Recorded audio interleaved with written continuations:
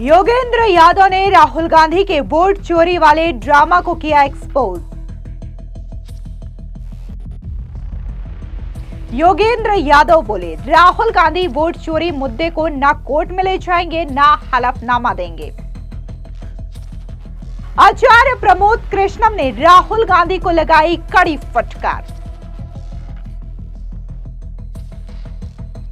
आचार्य प्रमोद बोले, राहुल गांधी दुनिया को चोर कहते हैं, असल में उनकी पार्टी में ही सबसे बड़े चोर हैं।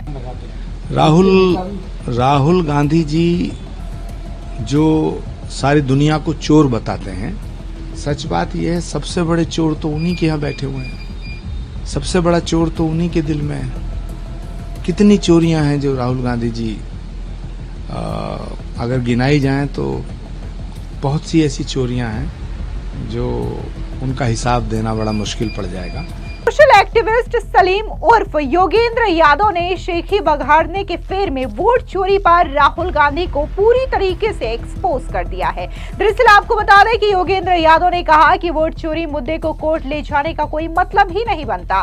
राहुल गांधी का उद्देश्य लोगों के दिमाग में व्यवस्था को लेकर के शक पैदा करना है और इसमें वो सफल भी हो रहे हैं। उन्होंने जो कुछ कहा उससे एक बात स्पष्ट है कि कांग्रेस नेता राहुल गांधी ने जो आरोप लगाए हैं उसके समर्थन में उनके पास कोई ठोस सबूत नहीं है। सारी बातें सिर्फ हवाई है। दरअसल आपको बता दें कि योगेंद्र यादव ने जो कुछ कहा है उससे यह भी पता चलता है कि राहुल गांधी का ये नैरेटिव आने वाले दिनों में और भी ज्यादा तेज हो सकता है, पर किसी भी स्थिति में इस मामले को लेकर के वो ना तो अदालत जाएंगे और ना ही हलफनामा दायर करेंगे। सीधे तौर पर सोशल एक्टिविस्ट योगेंद्र यादव ने जो बयान इंटरव्यू के दौरान दिया है उससे एक बात जाहिर होती है कि राहुल गांधी पिछले कई दिनों से देश में वोट चोरी को लेकर के जो आरोप प्रधानमंत्री पर लगा रहे हैं, जो आरोप चुनाव आयोग पर लगा रहे हैं, वो पूरी तरीके से योगेंद्र यादव ने एक्सपोज कर दिया है। उनका कहना है कि राहुल गांधी ने जो बयान दिया है वोट चोरी को लेकर के या जो आरोप लगाया है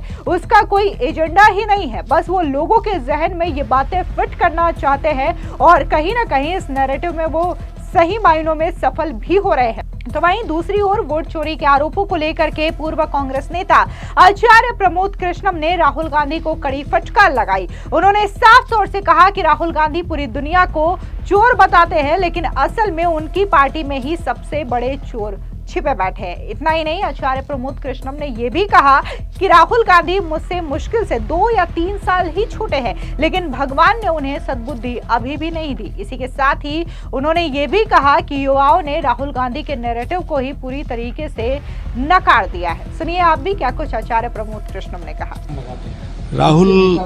राहुल गांधी जी जो सारी दुनिया को चोर बताते हैं, सच बात यह है सबसे बड़े चोर तो उन्हीं के यहाँ बैठे हुए हैं। सबसे बड़ा चोर तो उन्हीं के दिल में है। कितनी चोरियां हैं जो राहुल गांधी जी अगर गिनाई जाएं तो बहुत सी ऐसी चोरियां हैं जो उनका हिसाब देना बड़ा मुश्किल पड़ जाएगा। लेकिन हाँ, जहां तक उनके नए एजेंडे का सवाल है तो दिल्ली यूनिवर्सिटी के चुनाव में यूथ ने जवाब दे दिया। तमाम यूथ लड़के लड़कियों ने जवाब दे दिया दिल्ली यूनिवर्सिटी के चुनाव में। उनका जो ये युवाओं का एजेंडा, वोट चोर का एजेंडा, बड़ा करारा तमाचा मारा है दिल्ली यूनिवर्सिटी में स्टूडेंट्स ने। और वो सब यूथ हैं। जिस यूथ को सड़कों पे उतार के भारत को नेपाल बनाने की धमकी दे रहे हैं और साजिश कर रहे हैं, जिस यूथ को सड़कों पे उतार करके इस देश को बांग्लादेश बनाने की साजिश कर रहे हैं, उस भारत के युवाओं ने राहुल गांधी जी को और उन जैसे तमाम लोगों को दिल्ली यूनिवर्सिटी के चुनाव में प्रचंड बहुमत से बीजेपी का समर्थन करके, एबीवीपी का समर्थन करके दूध का दूध पानी का पानी कर दिया। तो राहुल गांधी जी को समझना चाहिए कि कितनी बार हारेंगे। 55 साल के हो गए, 56 साल के हो गए, मुझसे 2-3 साल ही छोटे हैं। अब तो समझ आ जानी चाहिए। हे भगवान सद्बुद्धि दे। बड़े बड़े मंद बुद्धि इंसान देखे, उनमें भी एक समय में सद्बुद्धि आ जाती है। समझने का नाम ही नहीं। वहीं दूसरी ओर बात अगर हम योगेंद्र यादव की करें तो योगेंद्र यादव ने द वायर से बातचीत में वोट चोरी के मुद्दे पर कहा कि कोर्ट कचहरी ये कहना कि आप कोर्ट जाइए हलफनामा दायर कीजिए, इसका कोई मतलब नहीं है क्योंकि ऐसा कुछ होगा ही नहीं। वो आगे कहते हैं कि वोट चोरी की बात नीचे तक जा रही है, साधारण लोग कह रहे हैं कि हाँ भाई मामला तो गड़बड़ है, लोगों की राय इस मुद्दे के साथ जुड़ रही है। इस हद तक लोग अभी सफल हुए हैं। योगेंद्र के बयान से यह साफ हो जाता है कि राहुल गांधी सच की कोई क्रांतिकारी लड़ाई नहीं लड़ रहे हैं, बल्कि वो राजनीतिक हवाबाजी के जरिए लोगों को उकसाने की कोशिश कर रहे हैं। अपने आसपास के देशों में जिस तरीके के हालात पिछले कुछ वर्षों में बने हैं, उससे भी भारत में उनका समर्थन करने वाला एक तबका खुश है। उनका बयान दिखाता है कि राहुल गांधी और उनकी टीम के पास इन आरोपों को साबित करने के लिए कोई ठोस सबूत या तथ्य नहीं है। सारी कोशिश यही है कि वो बस किसी भी तरीके से हवा बना ले। राहुल गांधी अपने ट्वीट्स के जरिए जेनजी जैसे शब्दों का इस्तेमाल क्यों कर रहे हैं, ये भी लोगों को स्पष्ट समझ में आता है।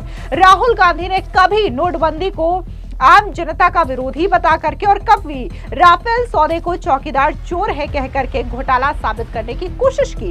असर के नाम पर ना तो नोटबंदी ने चुनावी नतीजों में मोदी सरकार को नुकसान पहुंचाया और ना ही राफेल ने कोई लहर बनाई। अब वही हाल वोट चोरी का भी दिखाई दे रहा है। जनता के बीच इस मुद्दे को लेकर के कोई आंदोलन, धरना या गुस्सा नहीं है। जनता कहीं भी सड़कों पर नहीं है। बस यही हो रहा है कि कुछ कांग्रेस के समर्थक सोशल मीडिया पर हैशटैग चला रहे हैं। ग्राउंड पर पूरी तरीके से सन्नाटा छाया है और यही सन्नाटा राहुल गांधी के आरोपों की विश्वसनीयता पर सवाल खड़े करते हैं। राहुल गांधी ने बार बार ये निराधार आरोपों के जरिए प्रधानमंत्री मोदी की छवि को धूमिल करने का प्रयास किया, लेकिन इन सब में राहुल गांधी की खुद की राजनीतिक विश्वसनीयता पर ही सवाल खड़े होने लगे।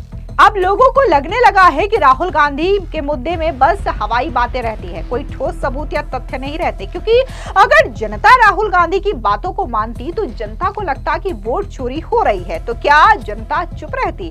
क्या चुनाव नतीजे इस तरीके से मोदी और बीजेपी के समर्थन में जाते? इन तमाम आरोपों के चलते नरेंद्र मोदी की राजनीति लोकप्रियता तो कम नहीं होती दिखाई दे रही है, इसके उलट राहुल गांधी की अपनी साख पर सवालिया निशान खड़े होने लगे हैं। अब जिस तरीके से राहुल गांधी बार बार वोट चोरी के ड्रामे को लेकर के लगातार प्रेस कॉन्फ्रेंस कर रहे हैं या फिर मीडिया के सामने बयानबाजी कर रहे हैं, इससे एक बात तो स्पष्ट होती है कि राहुल गांधी के इस आरोपों में कोई खास दम नहीं है। क्योंकि इससे पहले जब राहुल गांधी ने प्रेस कॉन्फ्रेंस किया था और तमाम जो आरोप लगाए थे चुनाव आयोग पर, चुनाव आयोग ने साफ तौर से राहुल गांधी को अल्टीमेटम दिया था और ये कहा था कि राहुल गांधी जो आरोप लगा रहे हैं उसके एवज में हलफनामा दे, लेकिन राहुल गांधी ने किसी भी तरीके का हलफनामा दायर नहीं किया। उल्टा राहुल गांधी ने जिन लोगों का नाम लिया वो तमाम लोग सामने आए और राहुल गांधी के एक एक झूठ को एक्सपोज करने का काम किया। अब राहुल गांधी ने दूसरी दफा प्रेस कॉन्फ्रेंस किया, वहां पर भी उन्होंने